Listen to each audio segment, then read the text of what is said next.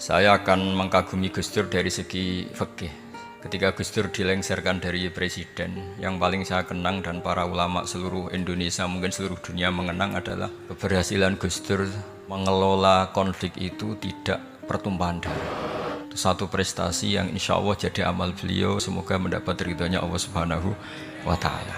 Karena yang paling dihindari oleh Islam sebisa mungkin adalah jangan ada darah menetes, apalagi hanya demi kekuasaan.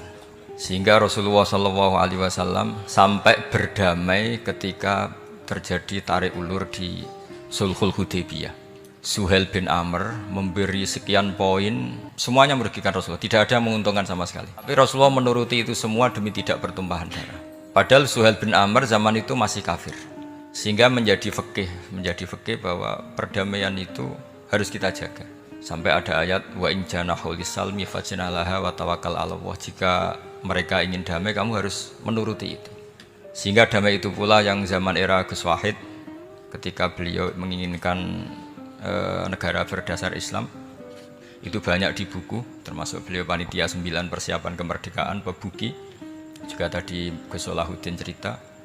Beliau akhirnya kompromi juga dengan negara yang berbentuk Pancasila. Kemudian itu disosialisasikan era Muktamar Situbondo, yaitu Kiai Haji Ahmad Siddiq, didukung oleh Gus Dur karena zaman itu beliau kalah sepuh sama Kiai Haji Ahmad Siddiq.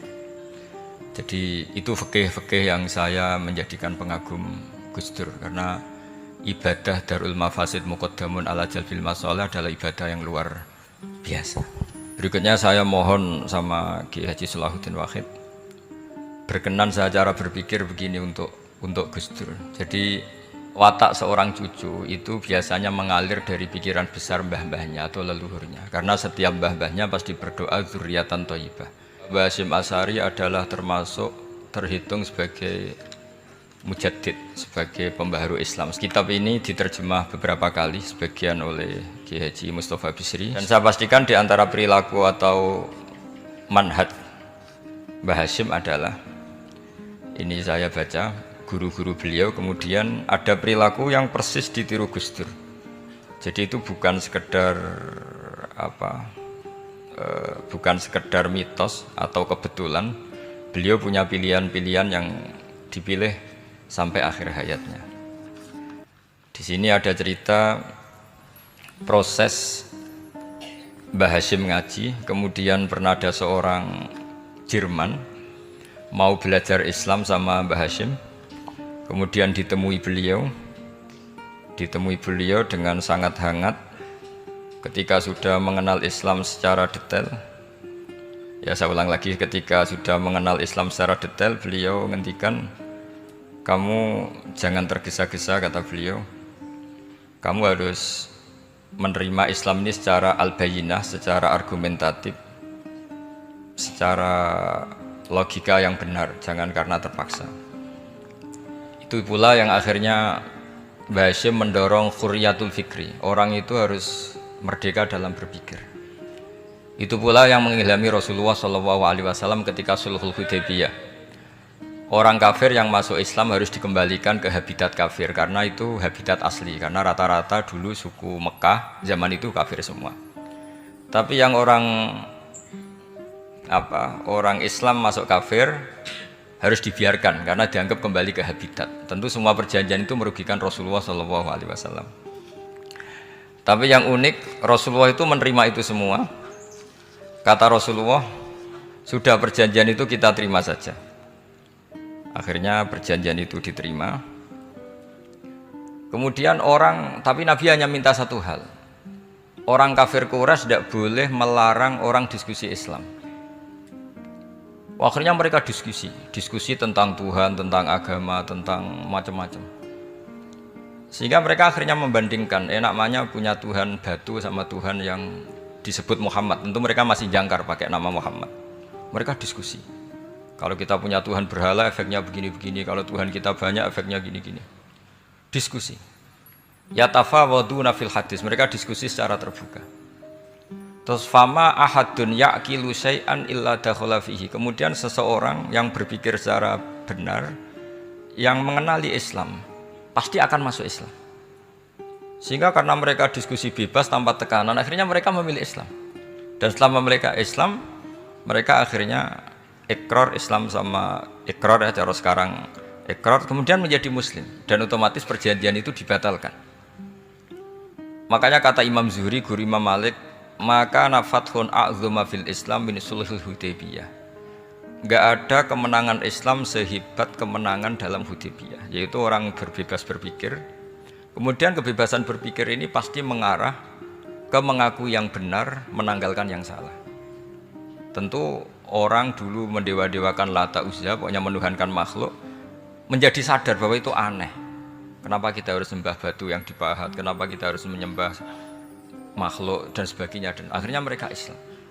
Tapi dulu kalau suasana perang itu keinginan orang hanya ingin menang kalah.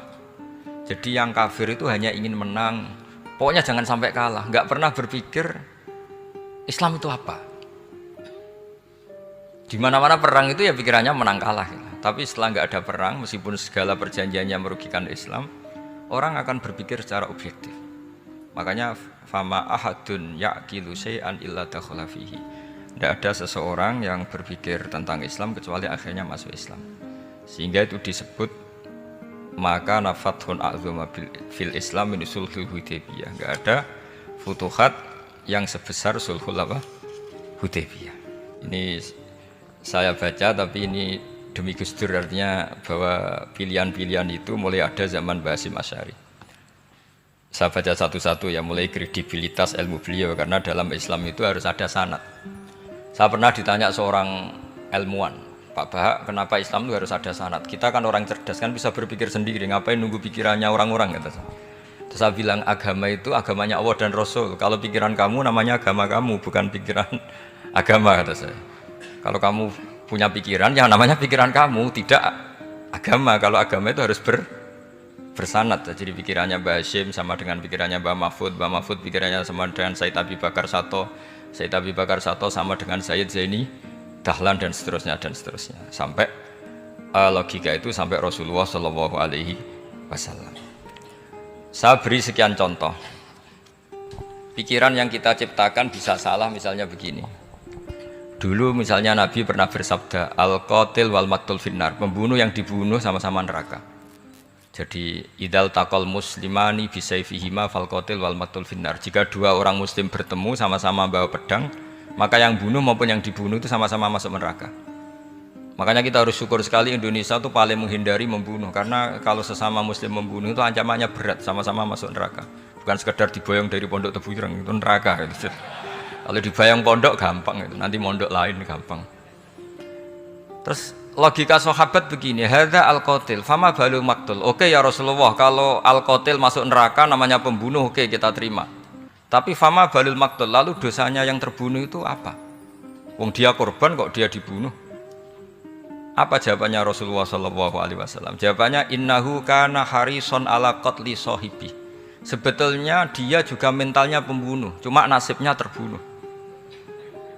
Jadi seperti misalnya sampean hasut saya, itu nggak perlu disakeni. Sebenarnya sampean yang inginnya ya menggusur saya, cuma nasibnya tergusur gitu. Makanya kalau ada orang rebutan pacar kok kalah itu udah usah disakeni. Sebenarnya mentalnya dia perebut gitu. Cuma nasibnya kalah gitu. Jadi apa ya? Ya tadi. Ya ini penting ya, penting sekali. Itu jadi sebetulnya ketika duel tuh semuanya kan mentalnya pembunuh. Maka dia nasib saja sebagai maktul, tapi mentalnya pembunuh. Karena dia mentalnya, niatnya, komitmennya pembunuh, maka dia sama-sama di neraka. Maktul itu fakta, faktanya terbunuh, tapi mentalnya pembunuh, sehingga hukumannya sebagai pembunuh.